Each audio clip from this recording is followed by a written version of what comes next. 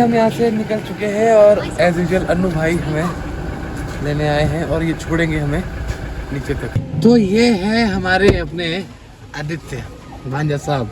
जब ये पहले था तो छोटा था ना, और देखो उसकी कलाई कितनी चौड़ी हो गई।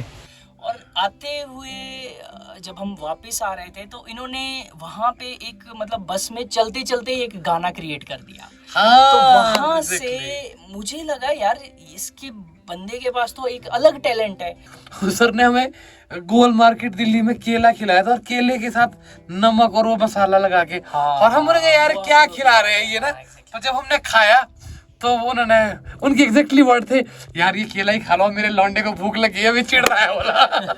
तो चलिए शुरू करते हैं। आप सभी को नमस्ते और एक बार फिर से आप देखना शुरू कर चुके हैं मेरा व्लॉग। और इस वक्त हम हैं यहाँ अपने होटल में जहाँ हम रुके थे। क्या नाम है इस होटल का?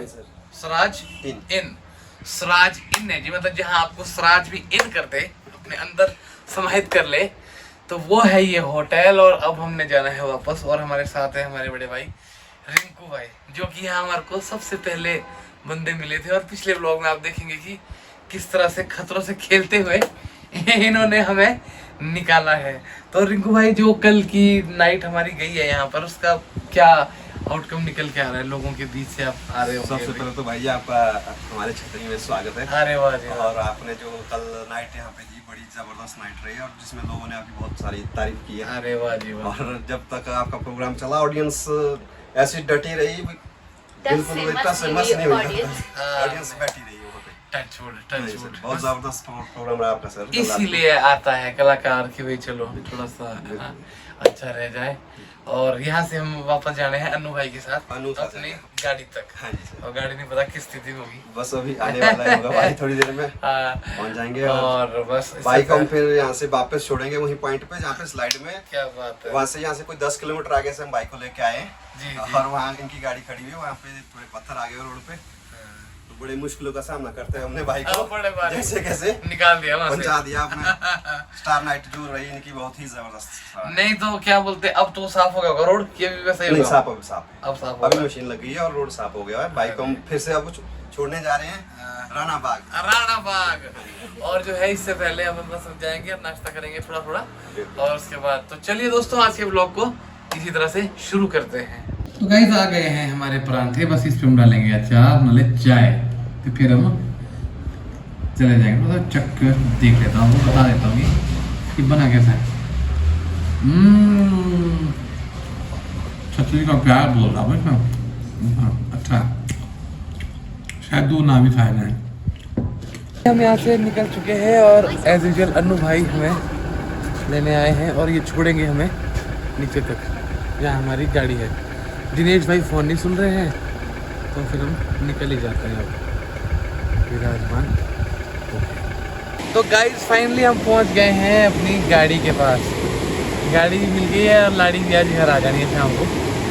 जीवन जो है दोबारा से बढ़िया पटरी पे आएगा। तो चलते हैं यहाँ से। ये देखिए नाले और झरनों का देश है ये, तो बहुत ही बढ़िया अमेजिंग जगह है। तो चलो चलते हैं अब शिमला की ओर।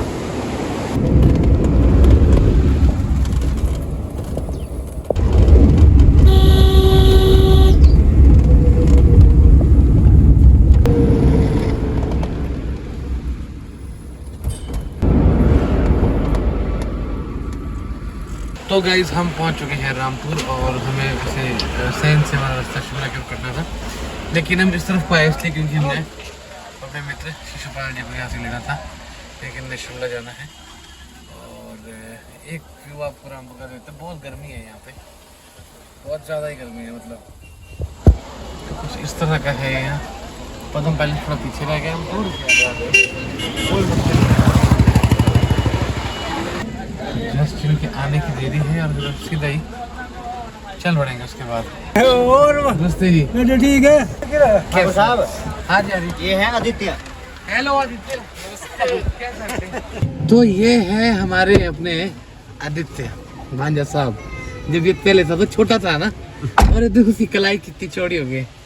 और ये मेरा फैन भी है और मेरा दोस्त भी है ना। अब इसके सितंबर में एग्जाम जब खत्म होंगे फिर ये स्टूडियो आएगा हमारे यहाँ। और यहाँ फ्रंट सीट पर बैठे थे अंकल जी, यानी शिशुपाल जी के फादर साहब जो कि सामान उतार रहे हैं। एक क्लिप उनके साथ भी आप ले लें।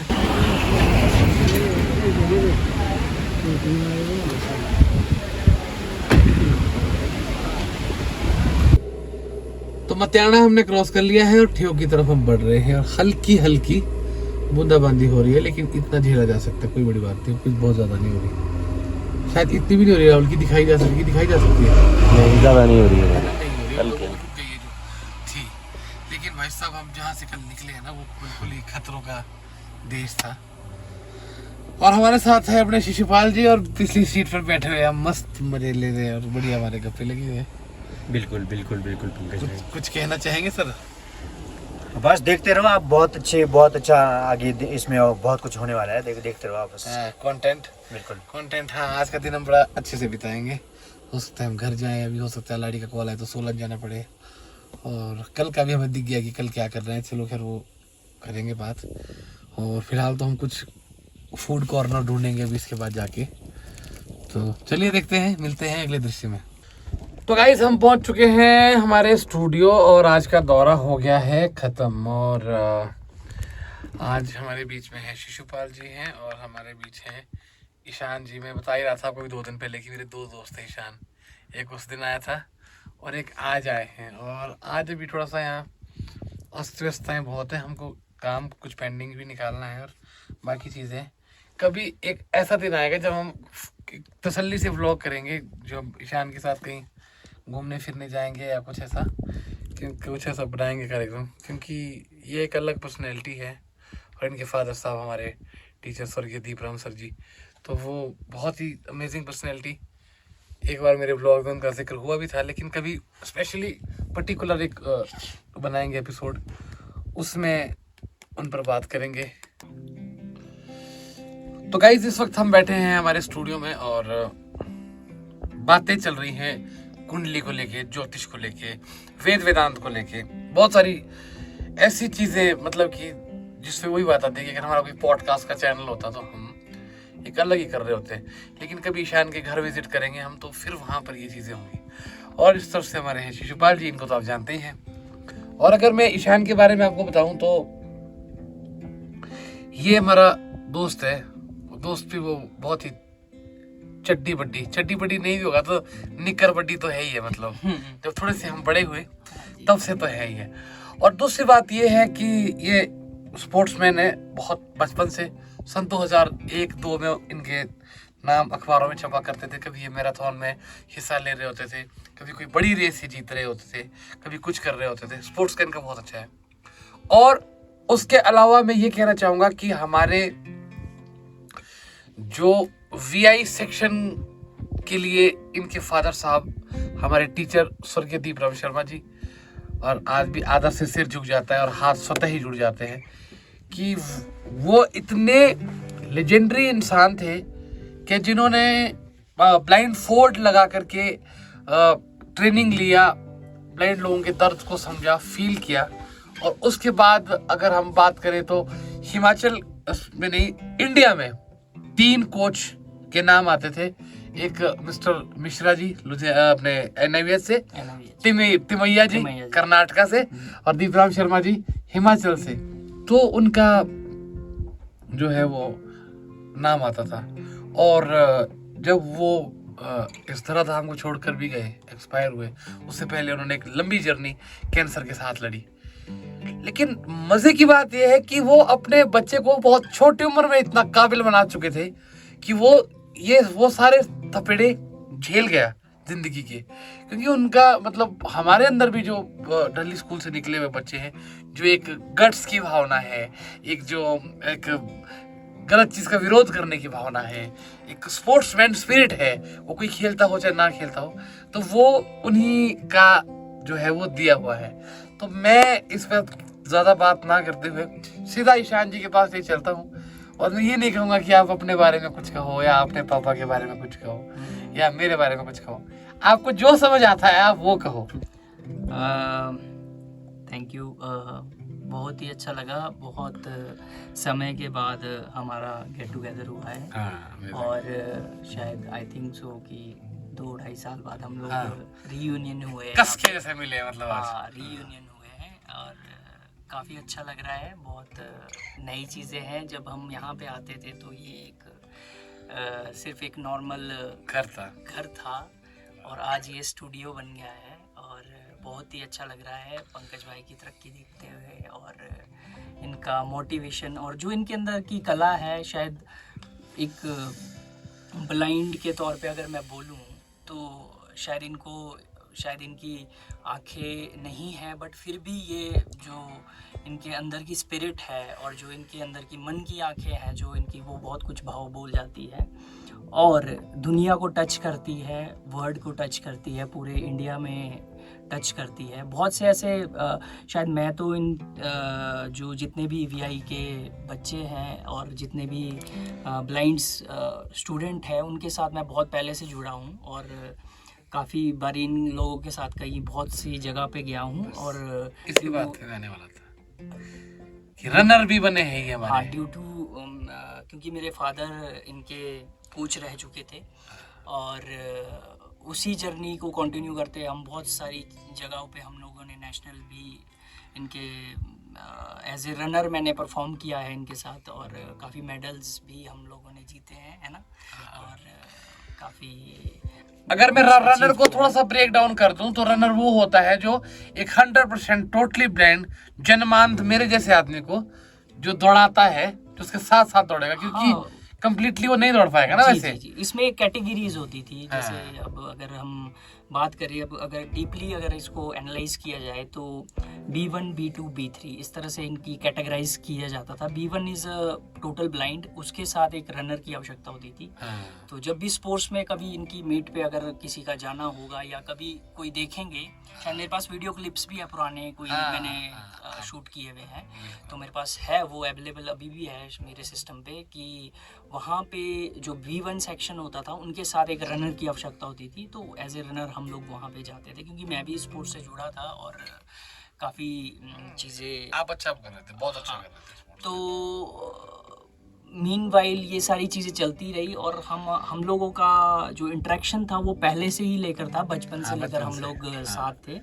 और जब ढली में रहते थे तब भी हम लोग बहुत ही मिलते जुलते रहते थे, साथ में काम करते, मतलब बचपना था वो एक तरह से खेलना कूदना, दोस्त थे ना। हाँ, दोस्त थे।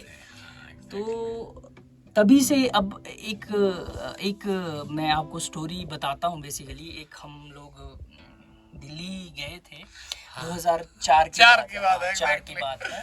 तो हम लोग दिल्ली यहाँ से गए थे और लुई ब्रेल ऐसा डे था है ना, वहाँ पर ब्रेल रीडिंग दिसंबर की बात है ये, जनवरी, दिसंबर या जनवरी अप्रोक्स। तो हम 3 लोग गए थे और मेरे फादर साहब भी साथ थे और आते हुए जब हम वापस आ रहे थे तो इन्होंने वहाँ पे एक मतलब बस में चलते चलते एक गाना क्रिएट कर दिया। तो वहाँ से मुझे लगा यार इसके बंदे के पास तो एक अलग टैलेंट है। मतलब उस टाइम पे ना इनका कोई गाना आउट हुआ था ना, मतलब एक बच्चे थे बिल्कुल, हम लोग बिल्कुल बहुत छोटे छोटे थे कि मैं, और मुझे वो गाना भी याद है, गुंडे गुंडे ठेओ गोरे गुंडे, ऐसा में गाना बना रहे थे। ओह माय गॉड, ममता वो भी अमेजिंग गाना था। तो जनरली मतलब वो टैलेंट वहीं से निकल के आ गया था। मैंने बोला था यार ये गाना निकलेगा, कभी निकालेंगे, मैं कहा इस तरह से कुछ हम लोग करेंगे। तो मतलब मीनवाइल ये इसी ट्रैक पे चले और इन्होंने आज ये मुकाम हासिल किया है और बहुत बड़े। और भाई जब हम दिल्ली जा रहे थे ना तो मतलब से अंदर हम बैठते थे स्टूडियो में तो लुक ज्यादा अच्छा था, लेकिन इस वक्त लुक्स की कोई महत्ता नहीं है। हम तो व्लॉग बना रहे हैं, हमारे भाव भी जगे हुए हैं। तो मैं एक ना कमाल की क्लोज सुनाता हूँ। हमने 2 बातें इसमें ना, एक तो ये कि हम जब दिल्ली जा रहे थे तो हम ना सुबह हमने जाना था 6:45 वाली बस में और उस बस के लिए मैं लेट हो गया थोड़ा सा और वो बस छूट गई। और जो उसके फादर साहब थे दीपराम सर, वो इतने पंक्चुअल थे कि वो मतलब 2 मिनट का भी हिसाब ले लेते थे। और अच्छा हुआ कि हम उस बस में नहीं गए। जब हम सोलन पहुंचे तो बस पुट्ठी करके पड़ी हुई थी, उल्टी सी पड़ी हुई, एक्सीडेंट हुआ था। और फिर सर हमारे पास आए और बोले भाई मिस्टर ये तो ठीक ही हुआ हम उस बस में नहीं गए, अगर कहीं चले गए होते तो अभी तक टूट फूट गए होते बोला। और उसके बाद क्या हुआ कि धर्मपुर में हम बस से उतरे और पता नहीं हमारा क्या चढ़ी, मैं और ईशान ने ना मतलब ये प्लान कर लिया कि हम भाग जाएंगे और यहाँ से हम मुंबई चले जाएंगे। और लगभग हमने सब कुछ मतलब बिल्कुल हम तैयारी पे थे। हमारे साथ और लड़का था चंदर सुख, अब इस दुनिया में नहीं है। वो भी उसके लिए लेकिन हमने पूरी प्लानिंग कर दी थी कि हम भाग जाएंगे, लेकिन हमें बस ये एक बार को ध्यान आ गया कि अगर हम पकड़े गए तो ये सोच के वो सारा आइडिया ड्रॉप हो गया। मतलब वो जो हमारे सर थे वो इतने डिसिप्लिन थे कि उनका, देखिए यहाँ पर केला है मेरे पास, अभी मुझे केले से याद आ रहा है, सर ने हमें गोल मार्केट दिल्ली में केला खिलाया था और केले के साथ नमक और वो मसाला लगा के। और हम बोले यार क्या खिला रहे हैं ये ना। तो जब हमने खाया तो उन्होंने, उनके एग्जैक्टली वर्ड थे, यार ये केला ही खा लो, मेरे लौंडे को भूख लगी है, अभी चिढ़ रहा है बोला। तो वो एक मतलब बहुत ही वो इतने फ्रेंडली थे। इसके साथ तो होंगे क्योंकि इनके तो वो पापा थे। और अब ये व्लॉग भले लंबा भी खींच जाए मुझे कोई फर्क नहीं पड़ता, क्योंकि अब मेरे गुरु की बात हो रही है तो थोड़ा सा जरा तफसील से हो ले ये बात। तो एक और मैं आपको क्लोज सुनाता हूँ। चलो हम भागे नहीं वहां से ना, हम वापस आ गए। तो सर ने पूछा कि हाँ ईशान क्या खाएगा, तो फिर ईशान ने बोला क्या खाना भाई। हमने दोनों ने सलाह की कि हम ना चटनी समोसे खाएंगे और चाय पियेंगे। अब आप इस बात को रिलेट करना, मैं मतलब कोई किसी ब्लाइंड भाई का मजाक नहीं उड़ा रहा हूँ, मैं तो खुद उस कम्युनिटी से आता हूँ। तो क्या हुआ, ऐसे मैं बैठा हूँ, ऐसे ईशान बैठा है और इस तरफ हमारे चंदर सुख बैठा है। सामने टेबल था और वो भी वक्त के साथ पता नहीं किसको देने के लिए उन्होंने हटा दिया। एक बंदा आया और वो अब मेरे को तो ईशान ने गाइड कर लिया, वो थोड़ा सा दूर था चंदर। और उसने क्या किया ना, वो बंदा एक प्लेट में समोसे और चटनी लाया और उसने जैसे बोला लो सर समोसा। और चंदर ने वो समोसा उठा लिया उस प्लेट से और वो प्लेट मतलब उठाई नहीं और वो बंदे ने भी छोड़ दी कि ये ले लेगा। ऐसे सुना और वो चटनी सारी गिर गई। मतलब वो अगर उसको विजुअलाइज करके देखा जाए वो इतनी कमाल का मतलब वो हुआ था। फिर हम उस पे हम हंसते रहे बड़ी देर तक और फिर हमें सर ने डांटा कि तुम भी तो इसी कम्युनिटी से आते हो, है तुम्हें ऐसा थोड़ी भी होता है। मतलब ही वाज अमेजिंग मैन। और उनके मसल्स वगैरह इतने टोन थे, मतलब आप यहाँ से ये चीजें मतलब इतना जबरदस्त चीजें थी। तो चलो उस पर हम फिर कई बात करेंगे। लेकिन हमारे साथ और है हमारे शिशुपाल जी, इनको तो आप कई ब्लॉग्स में देख चुके हैं। और मेरे घर आने जाने वाला सबसे ज़्यादा आने जाने वाला जो वीआई भाई है वो यही है। एंड ये मेरे बहुत अच्छे दोस्त हैं और स्कूल में मेरे जूनियर रहे। और अब तो ये मतलब ये भी बहुत अच्छे खिलाड़ी रहे हैं, खिलाड़ी। हाँ, कबड्डी खेले हैं, कबड्डी और चेस के लिए तो उन्होंने हिमाचल को कई बार उन्होंने पुरस्कार दिलवाए हैं। तो मेहता जी 2 शब्द अगर हम आपके लिए हमारे ब्लॉग के लिए। बस हम तो अपने कोच साहब को आज भी हम यही उनके लिए हम प्रार्थना करते हैं कि जहाँ भी हो हमारा स्पोर्ट्स उन्हीं की वजह से फला और फूला। तो जितना भी हमारा जो स्पोर्ट्स में हमने अचीवमेंट्स करी वो सारे हमारी तरफ से उनके लिए समर्पित है। नहीं उसमें कोई दो राय नहीं है। और वो मतलब कि बहुत अमेजिंग पर्सनैलिटी थे, वो सब उन्हीं के देन थे, बहुत ही अमेजिंग पर्सनैलिटी थे।